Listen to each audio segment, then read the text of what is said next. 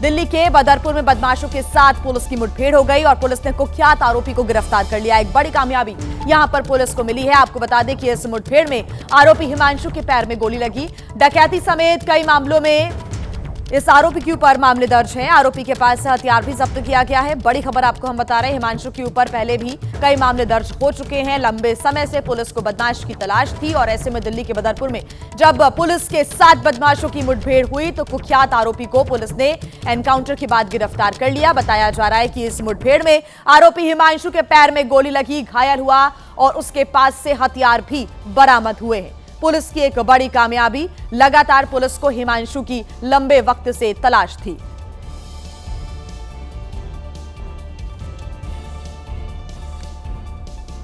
और अब बात करते हैं महाराष्ट्र के कोल्हापुर की, जहां पर बीच हवा में एक झूला अटक गया। झूले में बैठे लोगों में चीख पुकार मच गई। जमीन से 80 फीट ऊपर 18 लोग फंस गए थे, जिन्हें नीचे उतारना आसान नहीं था।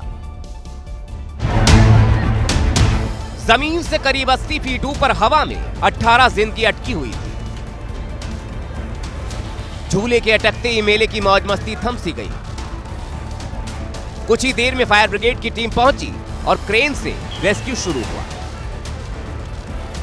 फायर ब्रिगेड के जवान क्रेन पर सवार होकर जायंट व्हील झूले में फंसे लोगों तक पहुंचे और एक एक कर लोगों को नीचे उतारा गया।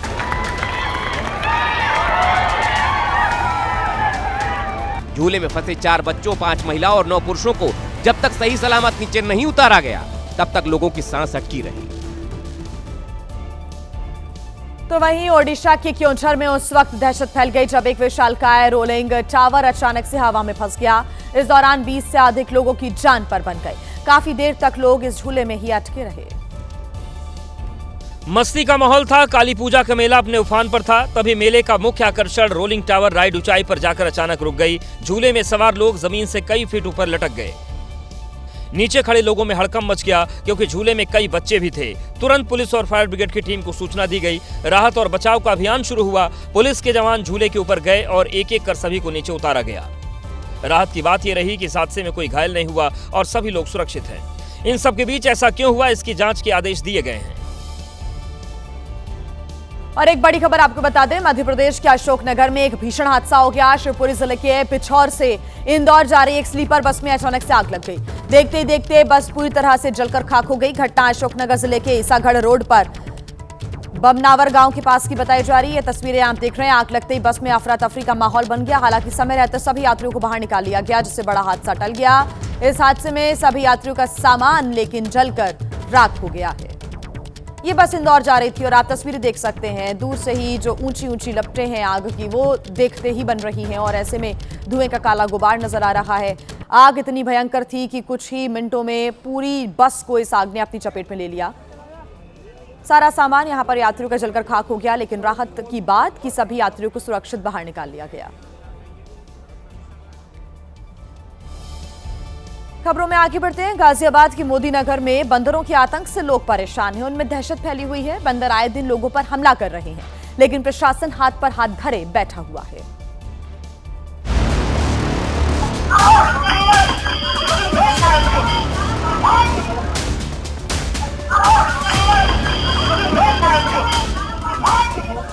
बंदर कब आया और काटने लगा, युवक को इसकी भनक तक नहीं लगी।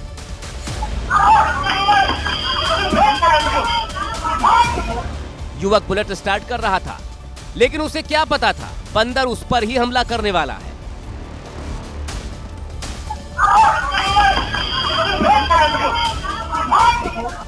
बंदर छत से उतरकर नीचे आया और बाइक स्टार्ट कर रहे युवक को ऐसा काटा कि युवक चिल्ला पड़ा।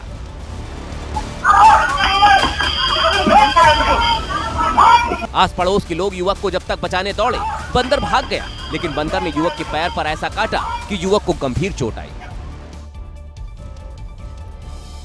देखिए, मध्य प्रदेश के धार में एक स्कूल संचालक अचानक खुशी से झूम उठा। एक पल के लिए लगा कि वो अरबपति बन गया हो, लेकिन ये खुशी ज्यादा देर तक टिक नहीं सकी, क्योंकि स्कूल संचालक विनोद डोंगले के डीमैट अकाउंट में 1000 नहीं 2817 करोड़ रुपए दिखाई देने लगे। एक साथ इतनी ज्यादा रकम देखकर उनकी आंखों को विश्वास नहीं हुआ। दरअसल विनोद डोंगले ने जब अपनी डीमैट अकाउंट लॉगिन किया तो उनके खाते में हर्सिल एग्रो लिमिटेड कंपनी के 1312 शेयर थे और एक शेयर की प्राइस वैल्यू 2,14,74,000 रुपए की हो गई। इस हिसाब से पूरे शेयर के वैल्यू 28 अरब 17 करोड़ 41 लाख 29,408 रुपए दिखा रही थी। इतनी बड़ी रकम देखकर डोंगले पहले तो विश्वास नहीं कर पाए। एक वक्त के लिए लगा कि किस्मत पलटी मार गई है, लेकिन ये खुशी सिर्फ 2 मिनट तक टिक पाई, क्योंकि ये एक टेक्निकल गड़बड़ी थी। कुछ ही देर के बाद शेयर की वैल्यू जल्द से जल्द अपने मूल भाव पर वापस लौट आई। इस अनोखी घटना के बाद धार में चर्चाओं का दौर शुरू हो गया है। लोग मजाक में कहने लगे, भले सपने में ही सही, एक दिन के लिए अरबपति तो बन ही गए। देखिए, लॉरेंस बिश्नोई गैंग से जुड़े फरार अपराधी लखविंदर कुमार को सीबीआई ने अमेरिका से भारत वापस लाने में कामयाबी हासिल कर ली है। हरियाणा पुलिस ने उसकी तलाश में लंबे समय से अभियान चला रखा था। बड़ी खबर आपको बता रहे हैं, सीबीआई ने विदेश मंत्रालय और गृह मंत्रालय के सहयोग से लॉरेंस बिश्नोई गैंग से जुड़े फरार अपराधी लखविंदर कुमार को अमेरिका से भारत वापस लाने में एक बड़ी कामयाबी हासिल की है। लखविंदर कुमार के खिलाफ हरियाणा में कई गंभीर केसेस दर्ज हैं और उस पर फायरिंग, वसूली, धमकाने, गैर कानूनी हथियार रखने और हत्या की कोशिश जैसे गंभीर आरोप भी हैं। बिहार का चुनावी घमासान अपने पूरे उफान पर है। खगड़िया में जनसभा के दौरान आरजेडी के एक एमएलसी ने कुछ ऐसी बात कह दी जिसके बाद सियासी बवाल मच गया। मंच पर तेजस्वी यादव मौजूद थे और ठीक बगल में महागठबंधन के डिप्टी सीएम फेस के उम्मीदवार मुकेश सहनी भी थे। लेकिन इसी दौरान आरजेडी एमएलसी कारी शोएब ने सरेआम मंच से विवादित बयान दे डाला। कारी शोएब ने कहा कि तेजस्वी के मुख्यमंत्री बनते ही वक्फ बिल को फाड़कर फेंक देंगे। तेजस्वी यादव जी मुख्यमंत्री बनेंगे, सारे बिल फाड़ के फेंक दिए जाएंगे, चाहे वो वक्फ बिल हो, कोई बिल हो। इधर बीजेपी को आरजेडी के खिलाफ बैठे बिठाए मुद्दा मिल गया। बीजेपी आईटी सेल के अध्यक्ष अमित मालवीय ने ट्वीट कर इस बयान की तुलना जंगल राज से कर दी। कारी शोएब के बयान के बाद लोगों में हलचल मच गई। हालांकि तेजस्वी ने इस मुद्दे का अपने भाषण में जिक्र नहीं किया। तो वहीं देखिए, बिहार में महागठबंधन की ओर से किसी मुस्लिम चेहरे को आगे नहीं करने पर एक बार फिर से बहस छिड़ गई है। केंद्रीय मंत्री और लोक जनशक्ति पार्टी रामविलास के अध्यक्ष चिराग पासवान ने महागठबंधन पर कई सवाल खड़े किए। चिराग पासवान ने अपने पिता रामविलास पासवान वाला दांव खेला। उन्होंने सोशल मीडिया पर पोस्ट किया जिसपे उन्होंने अपने पिता के एक कदम की याद दिलाते हुए अल्पसंख्यक वोटों को लुभाने की कोशिश की। साथ ही इस पोस्ट के जरिए आरजेडी को भी निशाने पर लिया। अगर इतने ही मुसलमान के हितैषी बने फिरते हैं, क्यों नहीं उस वक्त एक मुसलमान मुख्यमंत्री बना दिए थे? अगर उस वक्त बनाते तो सही मायनों में समझ में आता। नीतीश की पार्टी ने भी चिराग पासवान के बयानों का समर्थन किया। ये बात बिल्कुल मैं कहूंगी कि आदरणीय चिराग पासवान जी ने सही कहा कि अगर वो बंधुआ वोट बन करके रहेंगे तो कहां से उनको वो भागीदारी मिल पाएगी। इंडिया के नेताओं के बयान पर तेजस्वी यादव ने जवाब दिया। जिन लोगों को पाकिस्तान भेजने की बात प्रधानमंत्री जी कहते थे, हम लोगों की ताकत देखिए, आज उन्हीं लोगों को उप मुख्यमंत्री जो है बनाने की बात। तो हम भाजपा के लोगों को कहेंगे कि ये चिंता भी जो है आने वाले समय में दूर कर दी जाएगी। और एक और बड़ी खबर आपको हम बता दें, बिहार विधानसभा चुनाव के बीच जेडीयू ने बड़ा एक्शन लिया है और बड़ा एक्शन लेते हुए 11 नेताओं को पार्टी से बाहर का रास्ता दिखा दिया है। इसमें पूर्व मंत्री भी शामिल हैं। पार्टी विरोधी गतिविधियों में शामिल होने के कारण ये कार्रवाई की गई है। इसमें पूर्व मंत्री, पूर्व एमएलसी से लेकर पूर्व विधायक तक के नाम शामिल हैं। जिन नेताओं को पार्टी से निकाला गया है उसमें पूर्व मंत्री शैलेश कुमार, पूर्व एमएलसी संजय प्रसाद, पूर्व एमएलए श्याम बहादुर सिंह, पूर्व एमएलसी रणविजय सिंह, पूर्व विधायक सुदर्शन कुमार समेत 11 नेताओं के नाम शामिल हैं। देखिए, बिहार में चुनावी घमासान चरम पर है और दावों और वादों के बीच नेताओं में जुबानी जंग भी अलग अंदाज में हो रही है। पटना में मीडिया से बात करते हुए तेजस्वी यादव ने बीजेपी पर अति पिछड़ों से नफरत करने का आरोप लगाया है। तेजस्वी यादव ने कहा कि जब से अति पिछड़ा समाज से आने वाले मुकेश सहनी को डिप्टी सीएम का उम्मीदवार घोषित किया गया है, तभी से बीजेपी के लोग ट्रोल करने में लगे हैं। जब से हम लोगों ने उप मुख्यमंत्री अति पिछड़ा समाज के व्यक्ति की घोषणा की है, तब से एनडीए के लोग ट्रोल कर रहे हैं कि अति पिछड़ा को क्यों बना रहा है। यानी भाजपा के लोग अति पिछड़ा समाज से नफरत करने लगे हैं। इधर जीतन राम मांझी ने तेजस्वी पर पलटवार करते हुए कहा कि लालू के कहने पर ही उन्हें मुख्यमंत्री की कुर्सी से हटाया गया था। जब पिछड़ा और अति पिछड़ा की बात करते हैं तो यही लालू प्रसाद जी थे, जीतन मांझी को मुख्यमंत्री पद से हटाने के लिए राज्यपाल के यहाँ और राष्ट्रपति के यहाँ 35 विधायक लेके गए थे। बिहार में ईबीसी यानी अति पिछड़ा वर्ग की भागीदारी करीब 36% है और तेजस्वी इसी को टारगेट कर वोट बटोरना चाहते हैं। और एक बड़ी खबर आपको बता दें, बीजेपी सांसद डॉक्टर संजय जायसवाल को फोन पर धमकी मिली है। धमकी देने वाले ने कहा है कि 10 करोड़ रुपए नहीं मिले तो बेटे शुभम जायसवाल की हत्या कर दी जाएगी। पुलिस पूरे मामले की जांच कर रही है। एक संदिग्ध को हिरासत में भी लिया गया है। जांच पड़ताल लगातार पुलिस की तरफ से जारी है। बड़ी खबर मिल रही है, बीजेपी सांसद डॉक्टर संजय जायसवाल को फोन पर धमकी मिली है। आगे बढ़ते हैं खबरों में। बिहार के परसा विधानसभा क्षेत्र से टिकट नहीं मिलने से नाराज लालू यादव के समधी और जेडीयू नेता चंद्रिका राय का गुस्सा फूट पड़ा और उन्होंने जेडीयू प्रत्याशी के खिलाफ ही मोर्चा खोल दिया। चंद्रिका राय ने अपने समर्थकों से जेडीयू प्रत्याशी के खिलाफ ही वोट करने की अपील कर डाली। मैं आप लोगों को फ्री करता हूं कि जनता ऐसे नेता को नहीं चुने जो कि भ्रष्ट हो, जो कि साजिश करता हो, जो लोगों पर अत्याचार करता हो और जात के नाम पर जीते। ऐसे मैं पार्टी के साथ हूं, मैं इस कैंडिडेट के साथ नहीं हूं। हालांकि इस दौरान वो बार बार कहते रहे कि वो अभी भी जेडीयू में ही हैं। उन्होंने पार्टी नहीं छोड़ी है। साथ ही उन्होंने साजिश के तहत टिकट काटने का आरोप लगाया। मैं ये सोच सकता हूँ कि मैं चुनाव जीतूंगा या हारूंगा, पर ये कभी नहीं सोच सकता था कि नीतीश कुमार के राज में मेरा टिकट कट जाएगा। गद्दारी हुआ है मेरे साथ। चंद्रिका राय ने दावा किया कि नीतीश कुमार को साजिशकर्ताओं ने घेर रखा है और इसका खमियाजा उन्हें चुनाव में उठाना पड़ सकता है। बिहार विधानसभा चुनाव के लिए दिग्गजों का जो धुआंधार चुनाव प्रचार है वो लगातार जारी है। केंद्रीय गृह मंत्री अमित शाह ने खगड़िया समेत 3 जगहों पर रैली की, जहां पर उनके निशाने पर महागठबंधन और लालू शासनकाल का जंगल राज रहा। खगड़िया की रैली में अमित शाह ने लालू यादव के घोटाले की फहरिस्त गिनाई और लोगों को चेताते हुए कहा कि जिनका भ्रष्टाचार का इतना लंबा रिकॉर्ड हो वो भला बिहार का क्या विकास करेंगे। और लालू जी, आपने चारा घोटाला किया, लैंड फॉर जॉब स्कैम किया, रेलवे के होटल बिक दिए, अलकतरा घोटाला किया, बाढ़ राहत का घोटाला किया। अमित शाह ने राहुल गांधी की वोट यात्रा पर निशाना साधते हुए कहा कि इस बार एनडीए की सरकार बनने पर बिहार से घुसपैठियों को चुन चुन कर बाहर निकालेंगे। मतदाता सूची से घुसपैठियों के नाम निकालना चाहिए या नहीं निकालना चाहिए। अमित शाह की वजह से तेजस्वी यादव की खगड़िया में होने वाली रैली रद्द हो गई। बताया गया कि जिला प्रशासन ने गृह मंत्री अमित शाह के दौरे की वजह से उनके हेलीकॉप्टर को उतरने की इजाजत नहीं दी। इसके बाद तेजस्वी यादव को अपनी रैली रद्द करनी पड़ी। तेजस्वी यादव ने इसे तानाशाही करार दिया। तो देखिए, बिहार में जैसे जैसे चुनावी प्रचार जोर पकड़ता जा रहा है, नेताओं के जुबानी हमले भी तेज होते जा रहे हैं। सीएम नीतीश कुमार ने बक्सर के डुमरांव में एक सभा की और लालू परिवार को आड़े हाथों लिया।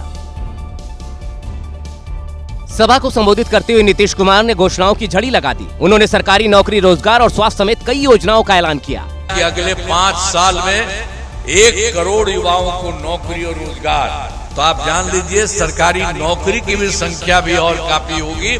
साथ ही नीतीश कुमार ने लालू यादव के जंगल राज की याद दिलाई और लोगों से एनडीए को जिताने की अपील की। याद है ना पहले क्या स्थिति थी? पहले बहुत बुरा हाल था। क्या उन लोगों के समय में होता था? लोग शाम के बाद घर से बाहर नहीं निकलते थे। नीतीश कुमार ने एक बार फिर दोहराया कि वो अब एनडीए को छोड़ने वाले नहीं हैं। वहीं देखिए, बिहार के भभुआ विधानसभा क्षेत्र में बीजेपी प्रत्याशी भरत बिंद को लोगों के विरोध का सामना करना पड़ा। भरत बिंद चुनाव प्रचार के लिए गांव पहुंचे थे, लेकिन वो जैसे ही गांव में दाखिल हुए, लोगों ने उन्हें घेर लिया। इस दौरान एक युवक ने पिछले 5 साल का जवाब मांगते हुए बीजेपी प्रत्याशी के सामने सवालों की छड़ी लगा दी। आप जीतने के बाद हमारे गांव में कितने बार आए हमारे समस्या सुनने के लिए? हालांकि बीजेपी नेता ने दावा किया कि जब जब यहाँ पर जरूरत पड़ी वो मदद के लिए आगे आए। जो समस्याएं आई हैं, जो लोग हमको बुलाया है, कम से कम इस गांव में 10 बार आए, लेकिन ग्रामीणों ने उनके इस दावे को खारिज कर दिया। नहीं।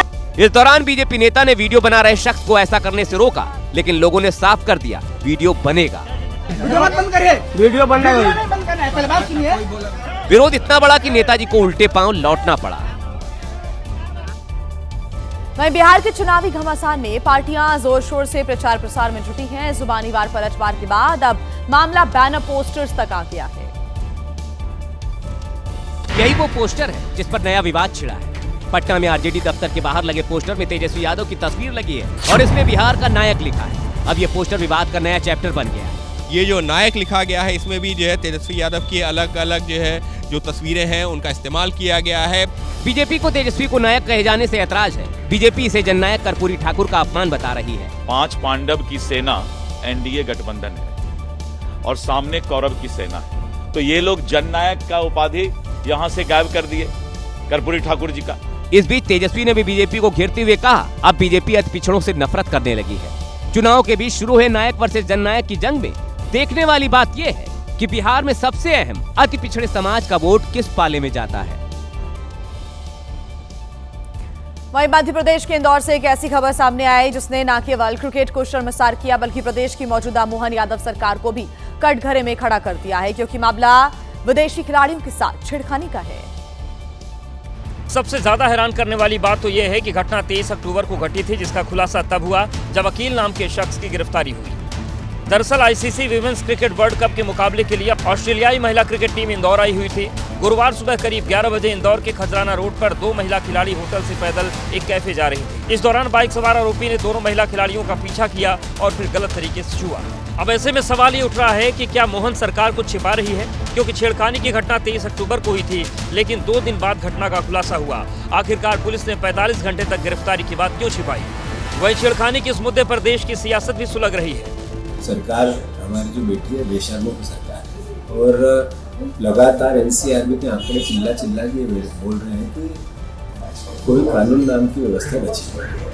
मोहन सरकार पर सवाल इसलिए भी उठ रहे हैं क्योंकि इस घटना से न केवल दुनिया में भारत की छवि खराब हुई, बल्कि संदेश ये भी गया कि ये देश लड़कियों के लिए सुरक्षित नहीं है। वहीं इस शर्मनाक घटना पर जहां सरकार आरोपी को कड़ी से कड़ी सजा दिलाने की बात कर रही है, तो वहीं बीसीसीआई यानी कि भारतीय क्रिकेट कंट्रोल बोर्ड ने इस पूरी घटना को बेहद दुर्भाग्यपूर्ण बताया। नहीं, शर्मनाक है इंदौर के लिए और देश के लिए शर्मनाक है। उन्होंने अधिकारियों को निर्देश दिए हैं कि जो अपराधी है उसके खिलाफ सख्त से सख्त कार्रवाई करें, लेकिन नज़ीर बनना चाहिए कि इस प्रकार सम्मानजनक खिलाड़ियों के साथ कैसा व्यवहार हो और अगर कोई गलत व्यवहार करेगा तो उसके क्या परिणाम हो। देखिए, जो भी घटना इंदौर की है वो उसकी जितनी कड़े शब्दों में निंदा की जाए कम है। इस तरह घटनाएं नहीं होनी चाहिए और इंदौर पुलिस ने शायद उनको गिरफ्तार किया, एक्शन लिया है तो एक्शन ले रही है। और जो भी बीसीसीआई या मध्य प्रदेश क्रिकेट एसोसिएशन के स्तर पर वो हम लोग अपनी तरफ से कर रहे हैं सारे प्रयास और इस तरह की घटनाओं की पुनरावृत्ति न हो।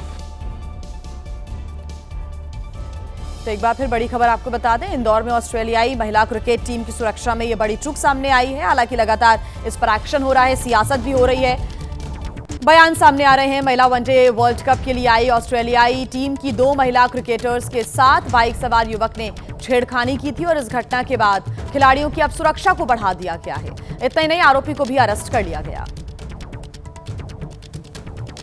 रेडिसन ब्लू होटल के बाहर हूं, जहां पर ऑस्ट्रेलियाई महिला क्रिकेट टीम रुकी हुई है और शुक्रवार सुबह 11:30 बजे के लगभग उनके साथ छेड़छाड़ हुई, जब ऐसा दावा किया जा रहा है कि 2 ऑस्ट्रेलियाई महिला क्रिकेट की खिलाड़ी इसी होटल से निकलकर लगभग 2.5 किलोमीटर दूर साकेत इलाके में मौजूद नेबरहुड कैफे जा रही थी।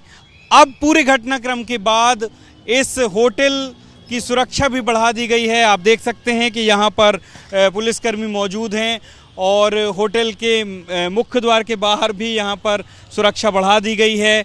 इसके बाद से ही अब राजनीतिक बयानबाजी भी शुरू हो गई है। इस पूरे मामले में राजनीति भी शुरू हो गई है। विपक्ष को भी मौका मिला है कि पूरे मामले में सरकार को विपक्ष घेर रहा है, कानून व्यवस्था पर सवाल उठा रहा है और सवाल जायज़ भी है, क्योंकि जब विदेशी मेहमान यहाँ आते हैं, विदेशी खिलाड़ी यहाँ आते हैं क्रिकेट खेलने के लिए, उस देश की, उस प्रदेश की और उस शहर की जिम्मेदारी उनकी सुरक्षा की होती है। और ऐसे में अगर किसी महिला क्रिकेटर के साथ छेड़खानी होती है तो निश्चित तौर पर सिस्टम से, पुलिस व्यवस्था से और सरकार से सवाल वाजिब है।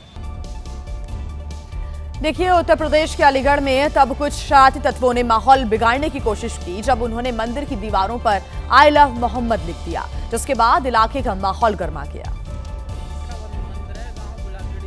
इसे माहौल बिगाड़ने की कोशिश नहीं कहेंगे तो आखिर क्या कहेंगे, जब एक मंदिर की दीवार पर शरारती तत्वों ने आई लव मोहम्मद लिख दिया। जैसे ही लोगों ने मंदिर पर आई लव मोहम्मद लिखा देखा, हड़कंप मच गया। ग्रामीण मंदिर में इकट्ठा होने लगे। इस दौरान करणी सेना का भी गांव वालों को भरपूर साथ मिला, जिससे माहौल और भी ज्यादा गर्म हो गया। धरना प्रदर्शन का दौर शुरू हुआ। सूचना पर पुलिस पहुंची। पुलिस ने लोगों को शांत कराने की कोशिश की और स्लोगन मिटा दिए गए। इस बात पर करणी सेना के कार्यकर्ता और भी ज्यादा भड़क गए। देखिए, ये एक मंदिर पर नहीं है, बुलाकड़ी के 5 मंदिरों पर यह लिखा गया है। पुलिस ने अपराध को छिपाने का कार्य किया है। हमारे कार्यकर्ता के रोके जाने के बावजूद भी पुलिस ने उसको रंगाई पुताई करा के मिटवा दिया है। इधर जांच में जुटी पुलिस का कहना है कि लोधा थाना क्षेत्र में 4 जगह आई लव मोहम्मद के स्लोगन लिखे गए। पुलिस ने जल्द ही मामले के खुलासे की बात कही है।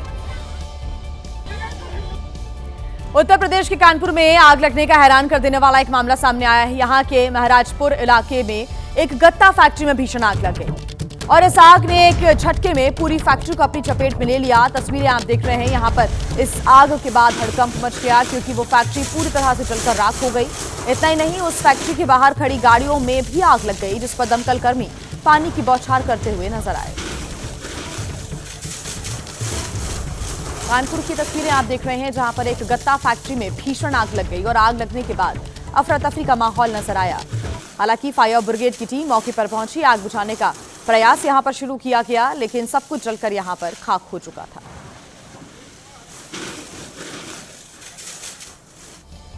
वहीं यूपी के मेरठ में बुलडोजर की बड़ी कार्रवाई देखने को मिली। मेरठ के शास्त्री नगर सेंट्रल मार्केट में 35 साल पुराने कॉम्प्लेक्स में कई दुकानें ढहा दी गई।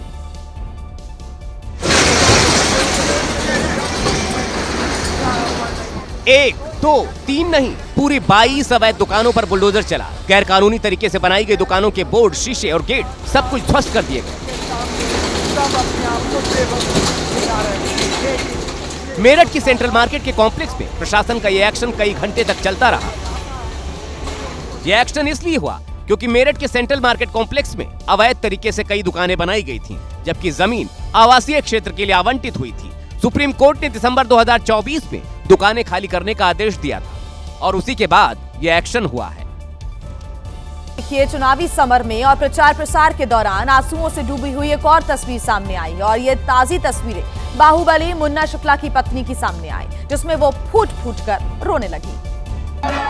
कार्यक्रम चुनाव कार्यालय के उद्घाटन कर मौका लालगंज से आरजेडी प्रत्याशी और बेटी शिवानी शुक्ला के प्रचार चुनाव का।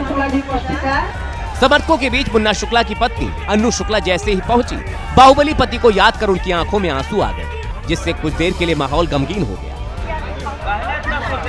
कार्यक्रम में मौजूद कार्यकर्ताओं ने ढांढस बंधाया, तब जाकर अन्नू शुक्ला के आंसू थमे।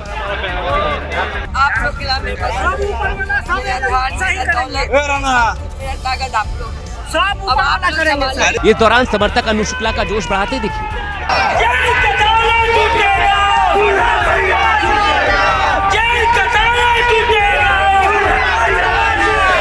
अब देखना यह होगा कि मां की भावुक अपील बेटी के चुनावी भविष्य में कितना असर दिखाएगी। वहीं बिहार की कोचा धामन सीट से निर्दलीय प्रत्याशी इम्तियाज असफी मंच पर ही फूट फूट कर रोने लगे और रोते हुए उन्होंने जनता से वोट देने की अपील भी की। निर्दलीय प्रत्याशी इम्तियाज असफी अपनी बीवी और बच्चों के साथ चुनाव प्रचार करने पहुंचे, जहां वो फूट फूट कर रोए। मंच पर रोते हुए उन्होंने अपने परिवार की दुहाई दी और लोगों से वोट की अपील की।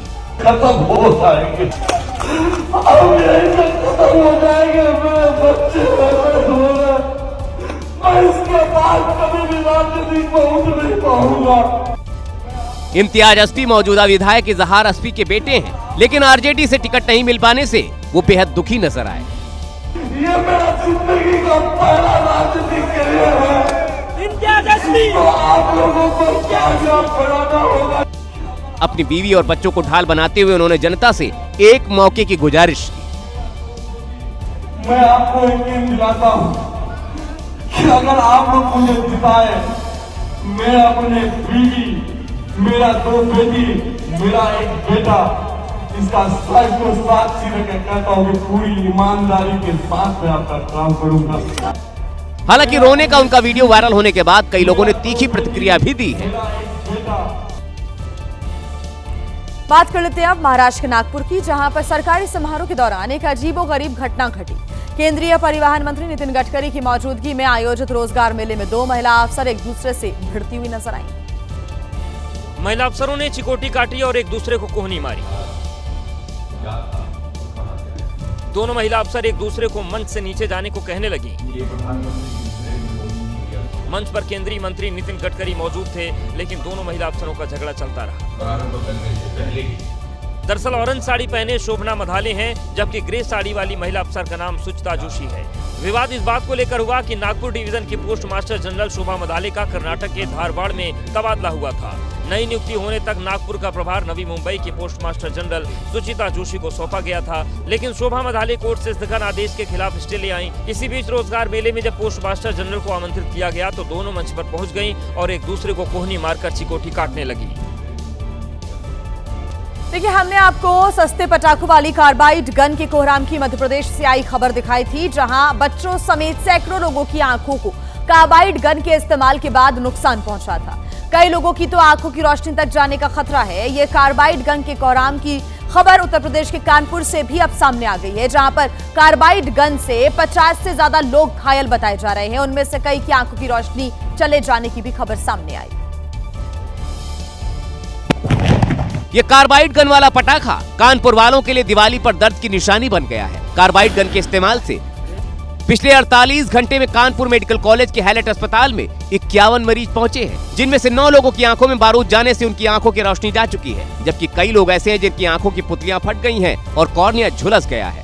छोटे भाई ने एक गन ली थी 200 रुपए की और उसको 3-4 बार चलाया। उसके बाद में जब आखिरी में चलाया तो वो फट गई और उसकी आंख में लग गई जाके। अब कैसी आंख है, मतलब आंख है? आंख चली गई। डॉक्टर्स इलाज में जुटे हैं, लेकिन रोशनी वापस आना करीब करीब असंभव सा है। कुछ बच्चे की आंखों में तो रोशनी वापस आ जा रही है, लेकिन कुछ ऐसे भी बच्चे जिनकी की करीब 9 बच्चे ऐसे हैं जिनकी की आंखों में रोशनी पूरी तरह से डैमेज हो गई है। लोगों ने सस्ते होने के नाम पर कार्बाइड गन वाला पटाखा तो खरीद लिया, लेकिन ये नहीं समझ पाए कि उससे निकलने वाली हानिकारक गैस और बारूद आंखों के लिए बड़ा खतरा बन सकती है। ऐसे में सावधानी ही सबसे बड़ा बचाव है। दिल्ली रेलवे स्टेशन पर यात्रियों की भारी भीड़ देखने को मिल रही है। दरअसल यहां बिहार और यूपी जाने वाली ट्रेनों में ज्यादा भीड़ इस वक्त देखने को मिल रही है, छठ पूजा के लिए, क्योंकि लोग अपने घर जा रहे हैं बड़ी संख्या में। इसी वजह से रेलवे स्टेशन पर इस वक्त खचाखच लोगों की भीड़ है। रेलवे स्टेशन पर गूंज उठा छठ गीत भी, तो लोग जो होल्डिंग एरिया में इंतजार कर रहे हैं वो छठ गीत भी गाते हुए सुनाई दिए। छठ महापर्व की शुरुआत आज नहाए खाए से हो गई है। आपको बता दें कि पूर्वांचल और खासकर बिहार जाने वाले यात्रियों की भीड़ अभी भी रेलवे स्टेशन पर देखने को मिल रही है। इस वक्त हम नई दिल्ली रेलवे स्टेशन के प्लेटफॉर्म नंबर 16 की साइड यानी कि अजमेरी गेट की साइड पे हम मौजूद हैं और आप जो तस्वीरों में देख रहे हैं कि यात्रियों की अच्छी खासी संख्या अभी भी अपने घर की ओर, खास करके बिहार की ओर जाने वाली ट्रेनों में अच्छी खासी जो यात्रियों की संख्या है वो देखने को मिल रही है। हालांकि रेलवे का दावा है कि उनकी तरफ से जो तमाम सुविधाएं हैं वो ज़रूर दी जा रही हैं। आपको बता दें कि रेलवे की ओर से 12,000 से ज़्यादा जो स्पेशल ट्रेनों के फेरे हैं वो जो है छठ की भीड़ को देखते हुए जो है वो चलाई जा रही हैं। और इसके अलावा यात्रियों को जो है वो छठ महापर्व पर जो है वो अपनी मिट्टी की अनुभूति हो सके, अपने क्षेत्र की पहचान की अनुभूति हो सके, इस वजह से पहली बार जो रेलवे स्टेशनों पर इस तरीके से जो छठ महापर्व में जो गीत बनाए जाते हैं, जो गीत गाए जाते हैं, उन गीतों का प्रसारण भी जो है वो यहाँ पर किया जा रहा है। और न सिर्फ नई दिल्ली रेलवे स्टेशन पर बल्कि नई दिल्ली के अलावा बाकी जो प्रमुख जो स्टेशन हैं वहाँ पर भी इसी तरीके से जो छठ महापर्व के जो गीत हैं उनका प्रसारण जो है वो यहाँ पर किया जा रहा है। उसके अलावा आपको बता दें कि इस पूरे रेलवे स्टेशन पर जो तमाम स्पीकर जो हैं वो भी लगाए गए हैं और इन स्पीकरों पर जो छठ महापर्व के जो गीत होते हैं वो गीतों के प्रसारण भी जो है वो देखने को मिल रहे हैं। कैमरा पर्सन सुनील कुमार के साथ अहमद बिलाल, एबीपी न्यूज़, दिल्ली। और आइए बात करते हैं राजधानी दिल्ली की, जहां पर 6 साल बाद छठ के मौके पर रेखा सरकार श्रद्धालुओं को यमुना में डुबकी लगवा रही है। सीएम रेखा गुप्ता से लेकर दिल्ली सरकार के तमाम मंत्री घाट घाट जाकर ये दावा कर रहे हैं कि यमुना साफ हो गई है, लेकिन सच्चाई कुछ और ही नजर आती है। हकीकत यह है कि दिल्ली में यमुना इतनी प्रदूषित है कि स्नान करना तो दूर, यमुना में आज भी आचमन नहीं किया जा सकता। ये यमुना का पानी है, देख लिया आपने, ये पानी है कतई मटमैला और काला और बदबूदार। 23 अक्टूबर को आई दिल्ली पॉल्यूशन कंट्रोल कमेटी की रिपोर्ट में यमुना की खतरनाक स्थिति को उजागर किया गया। 10 गुना ज्यादा यहाँ पर इस यमुना के पानी में फीकल कॉलीफॉर्म यानी मल है, बैक्टीरिया है, और उसके अलावा ये अमोनिया का जो स्तर है यहाँ पे वो है 2.73। भले यमुना में झाग तैर रहा हो, लेकिन छठ का व्रत करने वाली कुछ महिलाओं ने यमुना के गंदे पानी में डुबकी भी लगाई, जबकि ज्यादातर महिलाएं सिर्फ पूजा करके ही लौट गईं।